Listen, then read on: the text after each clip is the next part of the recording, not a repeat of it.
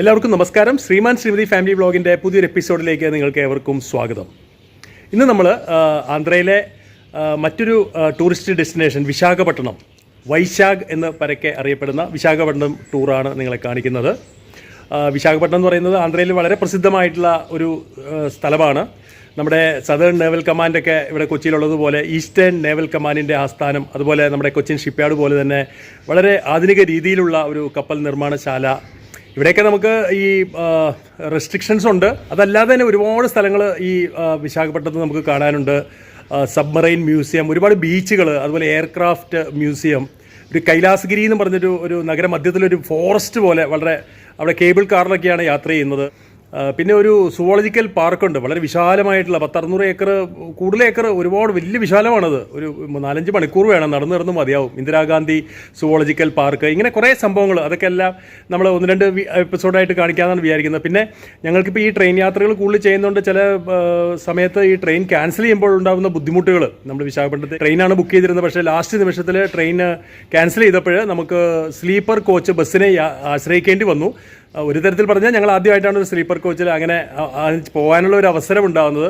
അപ്പോൾ അത്തരം കാഴ്ചകളും കാര്യങ്ങളും വിവരണങ്ങളും ഒക്കെ അടങ്ങുന്ന ഒരു വളരെ നല്ല അടിപൊളി ഒരു വീഡിയോ ആണ് ഇന്ന് നിങ്ങളെ കാണിക്കുന്നത്. നമുക്ക് നേരെ വീഡിയോയിലോട്ട് പോകാം.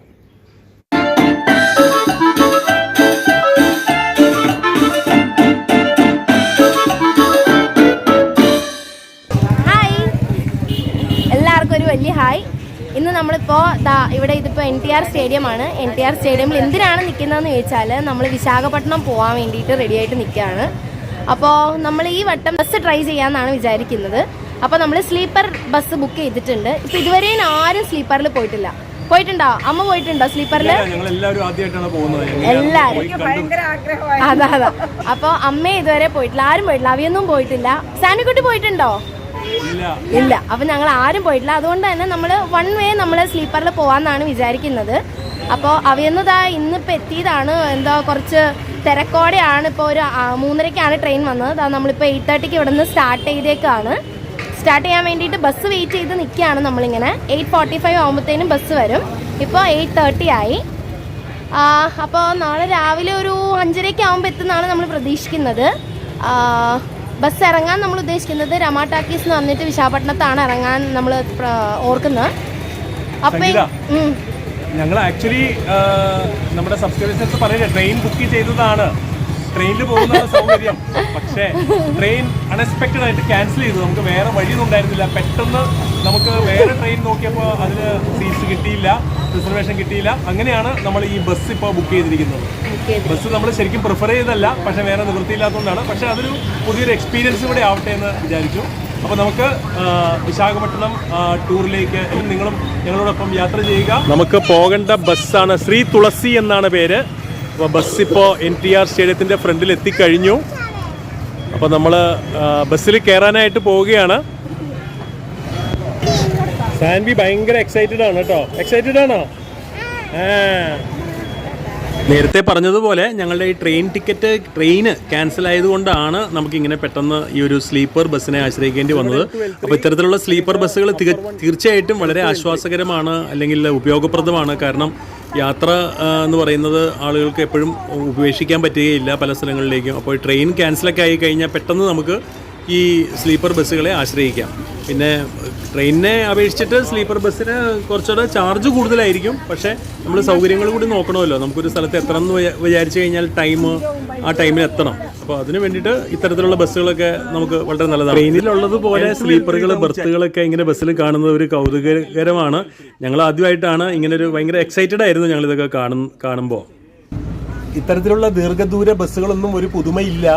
പക്ഷേ ഞങ്ങളെ സംബന്ധിച്ചിടത്തോളം ഞങ്ങൾക്ക് ഇതൊരു ഫസ്റ്റ് എക്സ്പീരിയൻസ് ആണ്. നമ്മൾ ട്രെയിനിലൊക്കെ ഇപ്പോൾ സാൻവി ഉണ്ട് കൂടെ. സാൻവിക്കാണെങ്കിലും ബസ്സിലൊന്നും ഇങ്ങനൊരു സൗകര്യങ്ങളുണ്ടെന്നുള്ളത് അറിയാം. നമുക്ക് സൗകര്യങ്ങളുണ്ടെന്ന് അറിയാം, പക്ഷേ നമ്മൾ ആദ്യമായിട്ടാണ് ഇത്തരത്തിലുള്ളൊരു ബസ്സിൽ ട്രാവൽ ചെയ്യുന്നത്.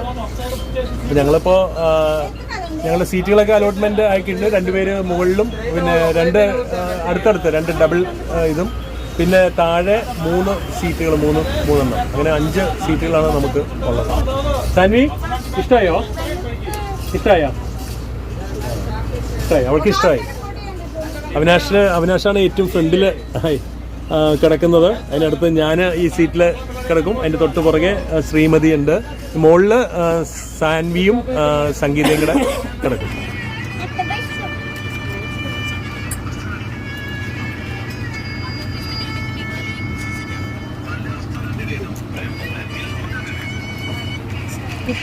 ഇതാണ് നമ്മുടെ വീട്.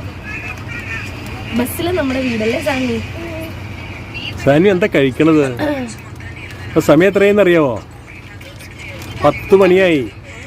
10 മണിക്ക് ഇതെന്താണ് കഴിച്ചുകൊണ്ടിരിക്കുന്നത്? ഹൽദിറാമിന്റെ ഏതോ സോയാ സ്റ്റിക്സ്. ആഹാ, ഹൽദിറാമിന്റെ ആണോ? എന്നാ കുഴപ്പമില്ല, കഴിച്ചോ കേട്ടോ.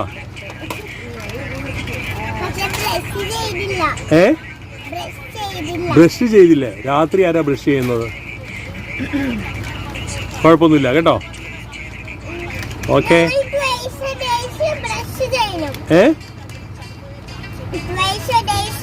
ഓ, ട്വൈസ് എ ഡേ ബ്രഷ്. മോർണിംഗും നൈറ്റും ബ്രഷ് ചെയ്യണം. പക്ഷേ ഇന്ന് നൈറ്റ് ബ്രഷ് ചെയ്തില്ല അല്ലേ? കുഴപ്പമില്ല. നമ്മൾ ട്രാവൽ ചെയ്യുന്ന സമയത്ത് അതൊന്നും ശ്രദ്ധിക്കേണ്ട കാര്യമില്ല കേട്ടോ. രാവിലെ നാളെ നമുക്ക് വിശാഖപട്ടണത്ത് റൂമൊക്കെ എടുത്ത് കഴിയുമ്പോൾ അവിടെ നമുക്ക് ബ്രഷ് ചെയ്യാം. കോട്ടെ? ഓക്കെ, ശരി. അപ്പം ശരി, ഗുഡ് നൈറ്റ് കേട്ടോ. ഗുഡ് നൈറ്റ് പറ ആബുന. Good night. ആ, ഓക്കെ അടച്ചോ.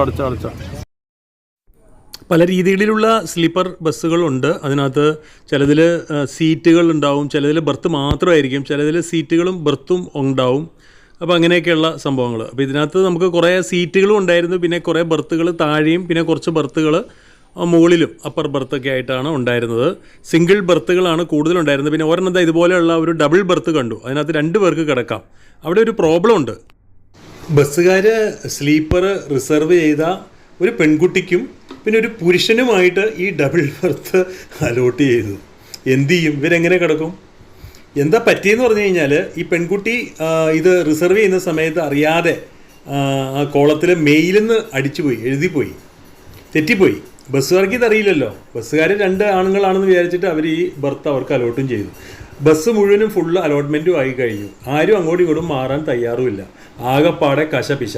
പെൺകുട്ടിയുടെ നിസ്സഹായാവസ്ഥ കണ്ട് ഒരു സ്ത്രീ അവരുടെ സിംഗിൾ ബർത്ത് ഒഴിഞ്ഞ് ആ പുരുഷന് കൊടുക്കാനും ആ പെൺകുട്ടിയുടെ കൂടെ അവർ ആ ബർത്ത് ഷെയർ ചെയ്യാനും സമ്മതിക്കുകയായിരുന്നു. അങ്ങനെ ആ പ്രശ്നം ഒത്തുതീർന്നു. എന്തായാലും ഇങ്ങനെയുള്ള ബുക്കിങ്സൊക്കെ കൊടുക്കുന്ന സമയത്ത് ഫീമെയിൽ മെയിലൊക്കെ കറക്റ്റായിട്ട് കൊടുത്തില്ലെങ്കിൽ ബസ്സുകളിൽ യാത്ര ചെയ്യുമ്പോൾ ഇങ്ങനൊരു പ്രശ്നം ചിലപ്പോൾ വരാൻ സാധ്യതയുണ്ട്. ട്രെയിനിൽ ഈ പ്രശ്നമില്ല, കാരണം അവിടെ ഡബിൾ ബർത്ത് ഇല്ല, എല്ലാം സിംഗിൾ ബർത്തുകളേ ഉള്ളൂ. ഇവിടെ ഇപ്പോൾ എന്തായാലും പ്രശ്നം തീർന്നു. എല്ലാവരും ബസ് ലൈറ്റൊക്കെ ഓഫ് ചെയ്ത് എല്ലാവരും കിടക്കാൻ തുടങ്ങി. കാര്യം യാത്ര വളരെ കംഫർട്ടബിളൊക്കെ ആയിരുന്നെങ്കിലും നമ്മൾ ആരും തന്നെ ഉറങ്ങിയിട്ടില്ല. കാരണം സ്ലീപ്പർ ബസ്സിലെ ആദ്യത്തെ യാത്രയാണ്, ഉറക്കം വരുന്നില്ല. എവിടെയോ എത്തിയ സമയത്ത് രാത്രി 12 മണി 1 മണിയൊക്കെ ആയപ്പോഴത്തേക്കും ഡ്രൈവർ ബസ് നിർത്തി. പുള്ളിക്ക് ഉറക്കം വരുന്നുണ്ടാവും, ചിലപ്പോൾ ചായ കുടിക്കാനോ കാപ്പി കുടിക്കാനോ. അതുപോലെ ആളുകൾക്ക് പ്രകൃതിയുടെ വിളികൾ. നമ്മൾ ട്രെയിനിലൊക്കെ ആണെങ്കിൽ അതിനുള്ള സൗകര്യങ്ങളുണ്ട്, ട്രെയിൻ എവിടെ അങ്ങനെ നിർത്തുകയില്ല.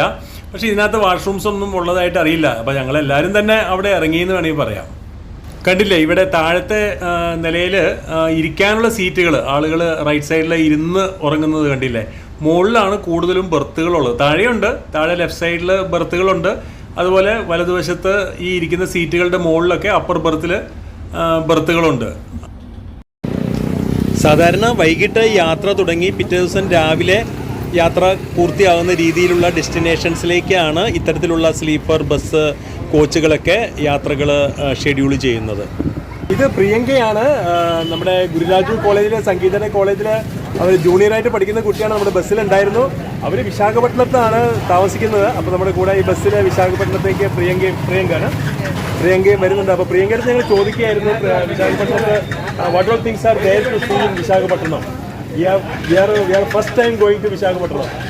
Mostly watchable beach. Aruku. Beaches are there. നെറ്റിൽ പരിധി നമുക്ക് കിട്ടിയ കുറേ സ്ഥലങ്ങൾ കൂടാതെ ചില പുതിയ സ്ഥലങ്ങൾ, അരക്കുവാലി വളരെ പ്രകൃതി രമണീയമായിട്ടുള്ളൊരു സ്ഥലമാണെന്ന് പറയുന്നു. അതുപോലെ നൊവോട്ടൽ ഹോട്ടൽ, വലിയൊരു കോംപ്ലക്സിൻ്റെ ഭാഗം, 10 നിലകളുള്ള ഒരു കടലിനെ ഫേസ് ചെയ്തിട്ടുള്ള ഒരു ഹോട്ടൽ സമുച്ചയം, മൾട്ടിപ്ലക്സുകൾ, ഷോപ്പിംഗ് മാള്, നൈറ്റ് ക്ലബ്ബ് തുടങ്ങിയവയൊക്കെ ഉണ്ട് അത്രേ. അങ്ങനെ കുറേ സംഭവങ്ങളൊക്കെ ആ കുട്ടിയിൽ നിന്ന് നമുക്ക് മനസ്സിലായി. 2 days are enough now to see all these things. Thanks for this info, Priyanka. We are lucky to have you in our bus today.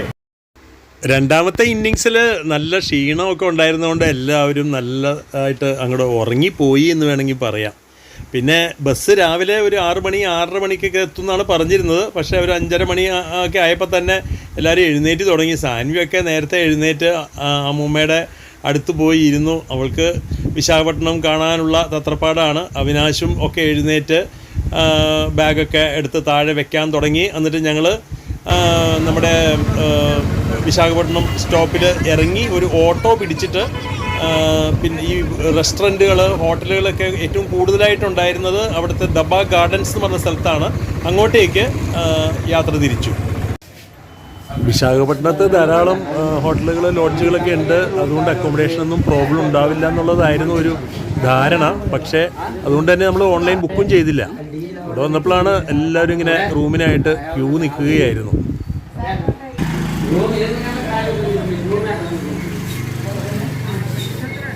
7:15 റൂമിൽ തന്നെ 7:15. അതെല്ലാ ഹോട്ടലുകളും ഫില്ലാണ്. അപ്പോൾ 7:15 റൂം നമുക്ക് കിട്ടും. വിശാഖപട്ടണത്ത് ഹോട്ടൽ അക്കോമഡേഷൻ എല്ലാം ഫുള്ളാണ്. ഒരുപാട് ഹോട്ടലുകളും ലോഡ്ജുകളും ഒക്കെ ഉണ്ട്. പക്ഷെ എല്ലാം ഫുള്ളാണ്. ഒരുപാട് ആളുകൾ വിശാഖപട്ടണം കാണാനും ഒക്കെ ആയിട്ട് വന്നിട്ടുണ്ട്. അപ്പോൾ അതുകൊണ്ട് ഞങ്ങൾ ഏതായിരുന്നാലും ഇവിടെ ഹോട്ടൽ അശോക റെസിഡൻസി എന്ന് പറഞ്ഞിട്ടൊരു ഹോട്ടൽ ഇവിടെ നമ്മൾ റൂം എടുത്തു. ഓൺലൈൻ റൂം ബുക്ക് ചെയ്യുകയാണെങ്കിൽ നമുക്ക് കുറച്ചുകൂടെ ചീപ്പായിട്ട് കിട്ടുമെന്ന് തോന്നുന്നു. കാരണം ഇഷ്ടംപോലെ ഹോട്ടലുകളും റൂമും ഒക്കെ ഉണ്ടെന്ന് പറഞ്ഞിട്ടാണ് നമ്മളിങ്ങോട്ട് വന്നത്. നേരത്തെ ബുക്ക് ചെയ്തിരുന്നില്ല. അപ്പോൾ ഏതൊരു സ്ഥലത്ത് പോകുമ്പോഴും എനിക്ക് തോന്നുന്നത് ആദ്യം തന്നെ റൂം അങ്ങോട്ട് ബുക്ക് ചെയ്തിട്ട് ഓൺലൈനിൽ ബുക്ക് ചെയ്തിട്ട് പോവുകയാണെങ്കിൽ നന്നായിരിക്കും എന്നുള്ളൊരു തോന്നലാണ് നമുക്കിപ്പോൾ തോന്നുന്നത്. അപ്പോൾ 7:15 അവർ വെക്കേറ്റ് ചെയ്യും. 7:15 നമുക്ക് റൂം കിട്ടും. അപ്പോൾ ഇവിടെ താമസിക്കാമെന്നാണ് വിചാരിക്കുന്നത്. പിന്നെ ഇവിടെ താമസത്തിന് ശേഷം ബാക്കിയുള്ള പ്ലാൻസ്, നാളെ നമ്മൾ അരക്കുവാലി എന്ന് പറഞ്ഞൊരു സ്ഥലം കാണേണ്ട സ്ഥലമാണെന്ന് പറയുന്നു. പിന്നെ മറ്റന്നാളത്തേക്ക് ഇവിടെ ലംബാസിനി എന്ന് പറഞ്ഞൊരു സ്ഥലം. ഇങ്ങനെയൊക്കെയാണ് നമ്മൾ പ്ലാൻ ചെയ്തിരിക്കുന്നത്. പിന്നെ ഏതായാലും റൂം കിട്ടി. റൂമിൽ നമ്മളൊന്ന് ഫ്രഷ് ആയതിന് ശേഷം ഇവിടുത്തെ സിറ്റി ടൂറ്, അതിന് നമ്മൾ ക്യാബ് ഏതെങ്കിലും ബുക്ക് ചെയ്യണം. ക്യാബ് ഇവിടെ ഹോട്ടലുകാർ തന്നെ അറേഞ്ച് ചെയ്ത് തരും. അപ്പോൾ ഇന്നത്തെ വീഡിയോ ഞങ്ങളിവിടെ വൈൻഡപ്പ് ചെയ്യുകയാണ്. നമ്മൾ തുടക്കത്തിൽ പറഞ്ഞ പല കാര്യങ്ങളും ഇതിനകത്ത് ഉൾപ്പെടുത്താൻ സാധിച്ചിട്ടില്ല. അപ്പോൾ അതെല്ലാം ഉൾപ്പെടുത്തിക്കൊണ്ടുള്ള മറ്റൊരു എപ്പിസോഡ് നമ്മൾ അടുത്ത് തന്നെ പബ്ലിഷ് ചെയ്യുന്നതാണ്. അപ്പോൾ ഇന്നത്തെ വീഡിയോ നിങ്ങൾക്ക് എല്ലാവർക്കും ഇഷ്ടപ്പെട്ട് കാണുമെന്ന് വിചാരിക്കുന്നു. ഇഷ്ടപ്പെട്ടിട്ടുണ്ടെങ്കിൽ ധാരാളം ലൈക്ക്, കമൻറ്റ്, ഷെയർ ഒക്കെ ചെയ്യുക. നമ്മൾ പറയേണ്ടതില്ല. അതുപോലെ ചാനൽ ആദ്യമായിട്ട് കാണുന്നവർ ചാനൽ സബ്സ്ക്രൈബ് ചെയ്യുക. അപ്പോൾ ഇതുപോലുള്ള മറ്റ് വീഡിയോസ്, അതായത് ഇനിയിപ്പോൾ കാണിക്കാൻ പോകുന്നത് ഈ നമ്മുടെ വിശാഖപട്ടണം ടൂറിൻ്റെ തന്നെ പാർട്ട് 2 ആണ്. അതുമായിട്ട് നിങ്ങളുടെ മുന്നിലേക്ക് വരുന്നത് വരെ നിങ്ങൾക്ക് ഏവർക്കും വണക്കം.